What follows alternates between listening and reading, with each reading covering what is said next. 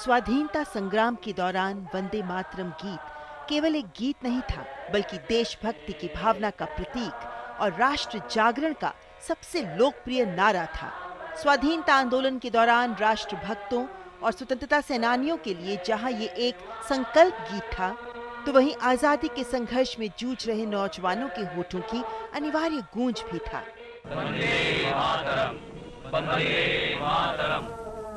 वंदे मातरम गीत के उद्देश्य, महत्व और देशभक्ति की भावना को देखते ही रविंद्रनाथ टैगोर ने पहली बार इसे 1896 में भारतीय राष्ट्रीय कांग्रेस के अधिवेशन में गाया था और इसके बाद तो ये राष्ट्रीय जनमानस के दिलो दिमाग पर छा गया।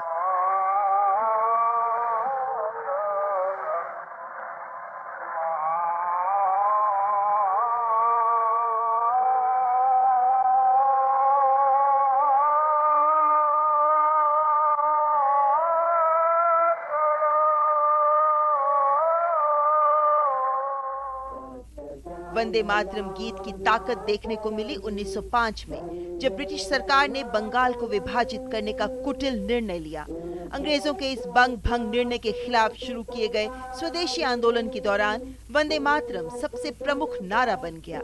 वंदे मातरम 1905 के बंगाल विभाजन के विरोध में उठे स्वदेशी आंदोलन का सूत्रपात बना। इस गीत ने स्वराज, आत्मशासन और आत्मनिर्भरता की भावना को जन्म दिया, जो 120 वर्ष बाद आज भी उतनी ही प्रासंगिक है जितनी तब थी।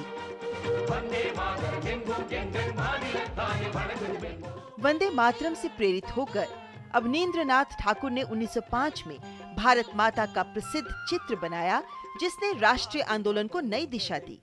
इस गीत ने भारत को मातृभूमि के रूप में देखने की भावना जगाई, जो यूरोपीय देशों की पितृभूमि की अवधारणा से अलग थी। वंदे मातरम में भारत माता को सन्यासिनी के रूप में दर्शाया गया है, जो अपनी संतान को ज्ञान, अन्न, वस्त्र और धर्म प्रदान करती है।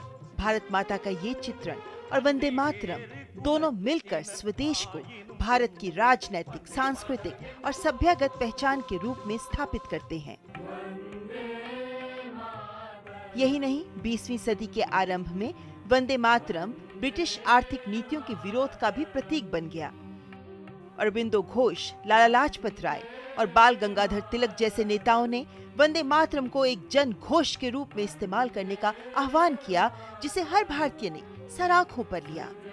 दरअसल यूरोपीय देशों की संकीर्ण और बहिष्कारवादी राष्ट्रवाद के विपरीत भारत का राष्ट्रवाद समावेशी और सभ्यतागत है, और वंदे मातरम इसी भारत की अवधारणा को अभिव्यक्त करता है, जहां विविधता में एकता और आध्यात्मिक एकता दोनों निहित हैं।